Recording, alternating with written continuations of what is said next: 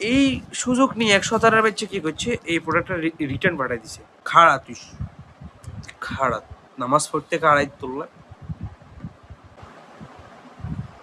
আপনাদের মনে আসতেই পারে যে এই ফোলাটা এত হাসি খুশি বা মন খারাপ করে বসে রয়েছে কিনলে, আপনাদের মনে আসতেই পারে, স্বাভাবিক। তো মন খারাপ থাকতো না।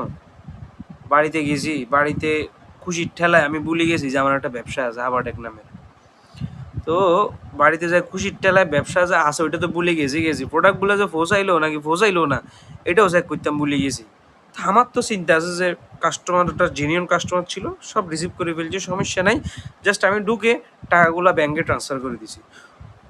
তো এই সুযোগ নিয়ে 117 বাচ্চা কী করছে, এই প্রোডাক্টটা রিটার্ন পাঠাই দিছে। তো এই প্রোডাক্টটা রিটার্ন পাঠাই দিয়েছে, আমি তো জানি না প্রোডাক্টটা যে রিটার্ন পাঠাইছে, কারণ আগে তো রিটার্ন পার্সেল অনেকগুলো ছিল, তো ওগুলো আমি রিসিভ করে ফেলছি। তো এটা যে রিটার্ন আসছে, এটা আমার একদম টোটালি মাইন্ডেই নেই। তো আজকে কুরিয়ার সার্ভিস আসে আমার কল দিছে, বলে যে ভাই আপনার রিটার্ন প্রোডাক্ট আসছে। আমি কি রে বাবুরে, হ্যাঁ রিটার্ন প্রোডাক্ট কি? ও মা, কি রিটার্ন প্রোডাক্ট আবার? আমার তো সব ডেলিভারি হয়ে গেছে। বলে যে না ভাই, এই প্রোডাক্টটার আপনার রিটার্ন প্রোডাক্ট আসছে, এটা কাস্টমার রিসিভ করে নাই কল, ওই কারণে আমরা এটা রিটার্ন নিয়ে এসেছি। হ্যাঁ, আরে এটা শুনে আমি মনে হয় একদম আসমান থেকে পড়ছি।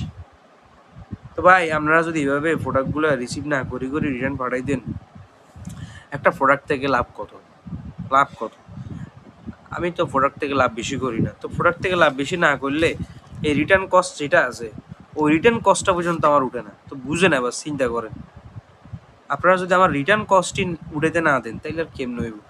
তার উপরে আবার এখন মানে রিটার্নের উপর রিটার্ন করতে করতে এখন 800 টাকা আমাকে এখানে মানে গুণাগারি করাইলেন। তো এগুলার আগেরগুলা ধরেন ফিতরা জাকাত ফিতরা দিয়ে দিয়েছি, বাট এটা কি করুম?